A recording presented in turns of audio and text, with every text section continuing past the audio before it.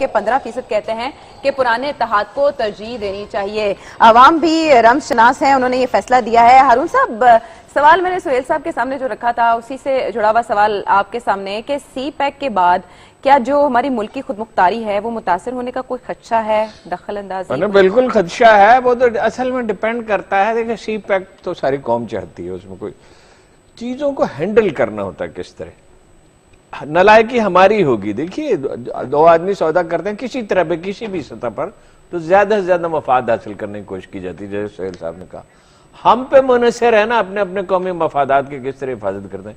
3 دفعہ میں لکھ چکا ہوں نہایت ریلائبل سورسز ہیں کہ 6 گنا پرائس ہے شارع قراقرم کی جو مرمت ہو رہی ہے، توسیع بھی شاید کچھ ہو رہی ہے، اس کے اخراجات کے کوئی جواب ہی نہیں دیتا، اس پہ کوئی تبصرہ ہی نہیں کرتا، اور سورسز بہت ریلائبل ہیں، انتہائی ریلائبل ہیں۔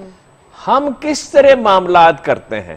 کیا ترقیاتی منصوبے صوبائی حکومتوں کی انتخابی ضرورتوں کے مطابق بنیں گے، یا وہ ترقیاتی منصوبے بنیں گے جس سے زیادہ جابز کریٹ ہو، ملک کو فائدہ ہو، معاشی استحکام ہو؟ تو یہ تو ہم پہ منحصر ہے۔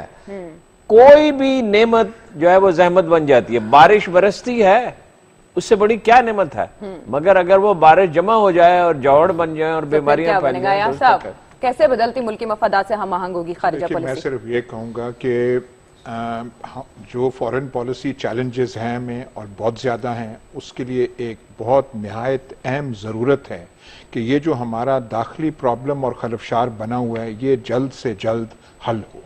جب قیادت ہے جس چیز میں ایسے گھری ہو تو آپ چاہے افلاطون بھی ہوں تو آپ اچھی فورن پالیسی میں آپ کی رکاوٹیں اور میری ایک تجویز ہے۔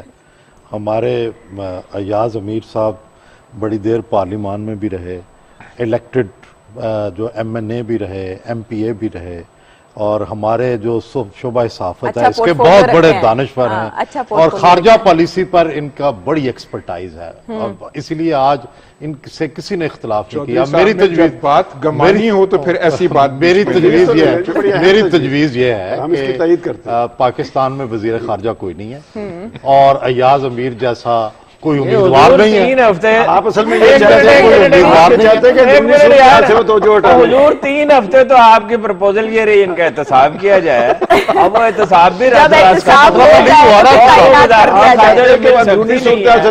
یہ چاہتا ہوں کہ ان کو وزیر خارجہ بنایا جائے تاکہ صحیح احتساب ہو۔